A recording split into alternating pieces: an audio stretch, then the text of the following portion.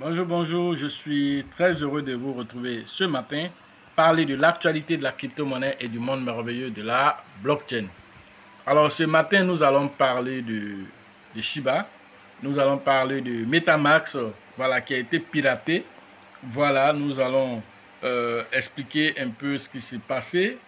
Voilà, nous allons parler aussi de SafeMoon Cash, SafeMoon, de SafeMoon, pas SafeMoon Cash est déjà mort. Nous allons parler de SafeMoon, voilà, le premier SafeMoon qui avait été piraté. Alors, il y a un rebondissement au niveau du pirate. Alors, nous allons vous donner les détails de ce rebondissement. Voilà, bon, pour ceux qui viennent de nous prendre en marche, activez les cloches de notification. Abonnez-vous surtout pour ne rien rater des prochaines vidéos. Alors, commençons par le Bitcoin lui-même. Voilà, nous constatons que le marché voilà, fait tout ce qu'il peut pour pouvoir remonter toujours à 27 000 $. Le marché traîne autour de 27 000 $ avec un volume voilà, journalier voilà, de plus de 13 milliards de dollars. Une capitalisation boursière qui était à 1000 milliards de dollars. La capitalisation boursière du marché était à 1000 milliards et est descendue actuellement à 534 milliards de dollars. Voilà, vous constatez là que le Bitcoin a chuté. Voilà, et donc du coup, voilà, on espère que le marché va rebondir encore pour repartir. Parce que n'oubliez pas que un marché sain, alors ne monte pas en ligne droite comme ça, il ne va pas monter en ligne droite. Alors si le marché, voilà, vous voulez un marché, un bon marché, c'est un marché qui monte de façon en escalier. Voilà, il ne va pas monter voilà, en ligne droite. Voilà ce qu'il faut comprendre. Voilà, lorsqu'on est dans un tel marché. Voilà, ce marché haussier là qui monte ainsi. Ensuite, il va descendre. Ensuite, il va monter. Alors, c'est en escalier que le marché monte. Ah, on appelle ça un vrai marché, un marché normal qui est en train de faire une ascension, mais toujours dans une ascendance croissante. Voilà. Donc, on ne va pas revenir sur ça ici. On va partir directement sur le sujet du jour. Alors, qui est MetaMask qui a été hacké? Alors, qu'est-ce qui se passe? Nous allons en parler maintenant. Voilà. L'information selon laquelle MetaMask a été piraté à hauteur de 10 millions de dollars a été niée voilà, par MetaMask, son équipe a nié cette allégation. Alors, c'est de ça que nous allons parler ici. Alors, ce qu'il faut retenir, c'est que dernièrement, plusieurs tweets ont révélé voilà, que MetaMask avait été l'objet d'une opération massive de vidange de portefeuille, alors qu'il réclamait plus de 5000 Ethers ici. Voilà, mentionné ici dans l'article ici, plus de 5000 Ethers, voilà, était voilà, la cible. Voilà, et cela s'est produit le 18 avril. Alors, MetaMask a tweeté pour dire que, voilà, suite à cette publication du 17 par Taylor Noah, voilà, le fondateur gestionnaire de portefeuille Ethereum, MyCrypto, a expliqué qu'un exploit de vidange voilà, non identifié a volé plus de 10,5 millions de dollars en jetons crypto et non fongibles, c'est-à-dire en NFT, depuis décembre 2022.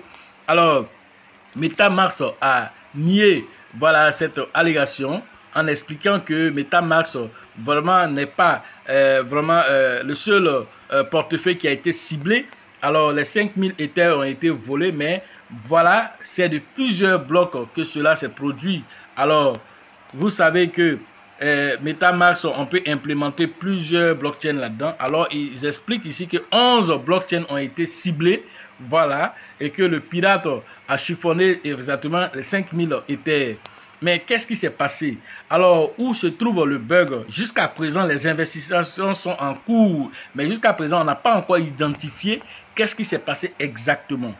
Alors, dans un tel cas de figure, alors il faudrait que les utilisateurs soient informés que actuellement MetaMask n'est pas aussi trop sûr que ça et que ensuite il faut prendre des initiatives. Quelles sont ces initiatives à prendre? Alors faites attention par rapport à vos 12 mots de sécurité. Vous devez les enlever si vous avez sécurisé ça sur le net. Voilà.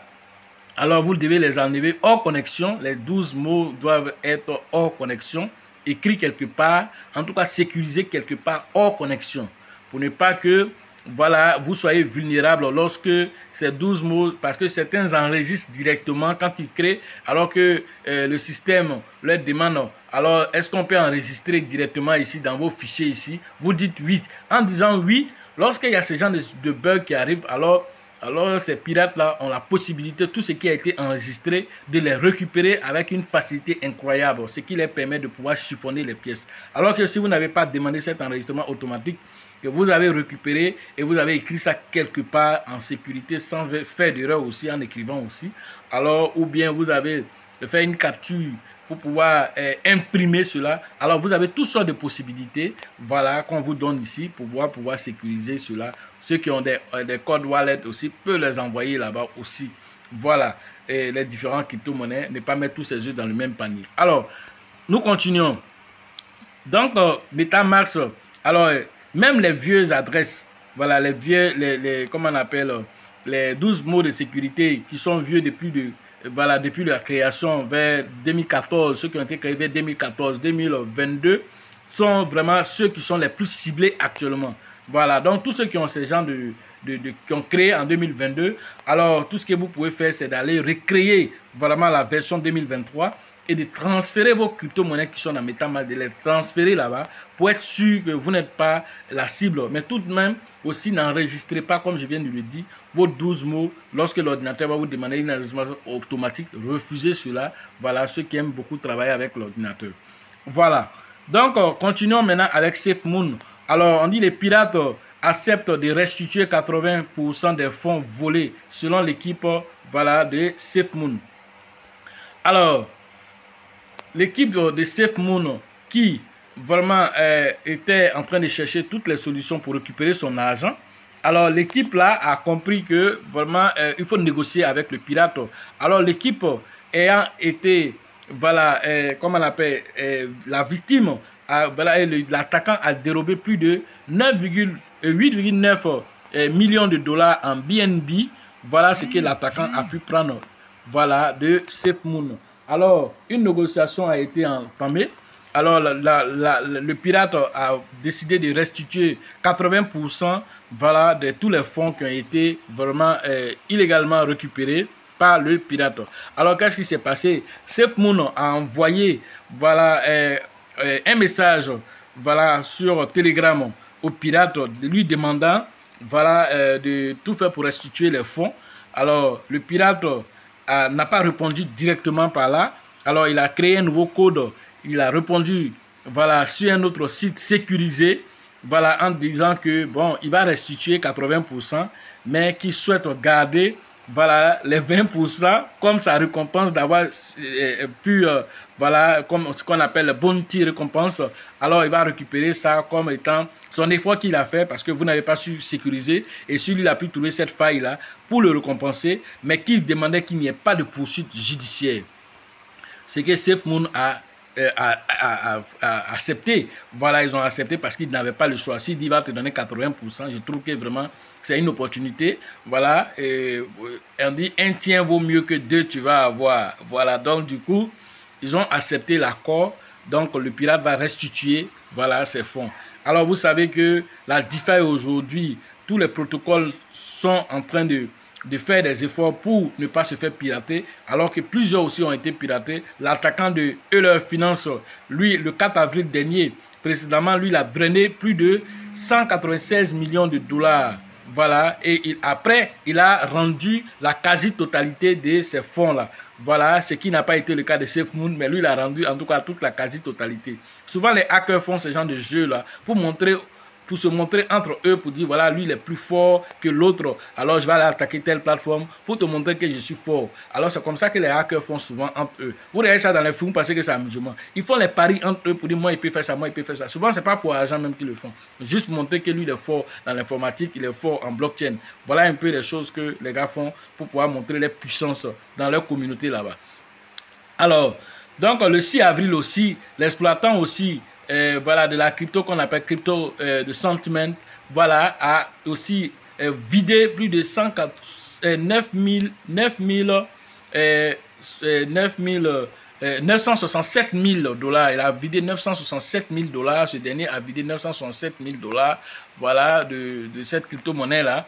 Voilà, et après, voilà, il a restitué 90% et il a gardé les 10%. Voilà ce que les gars font actuellement. Donc, vous, dans votre cas, est-ce que vous allez accepter que voilà, le pirate donne seulement que peut-être 90% ou 80%, ou bien est-ce que vous allez tenter toujours, même s'il a cherché à rembourser les 80%, les 80%, vous allez tenter toujours de poursuivre le pirate, ou bien quelle est la solution selon vous? Alors, je vous laisse dans les commentaires donner votre avis sur la question, parce que aujourd'hui, c'est devenu monnaie courante aujourd'hui des plateformes qui ne font pas assez de sécurité autour d'elles, alors de se faire pirater et le pirate de garder une partie, voilà, et de récupérer, de restituer le reste en disant que voilà, c'est son effort de piratage qu'il a fait là, qui doit être récompensé par ça.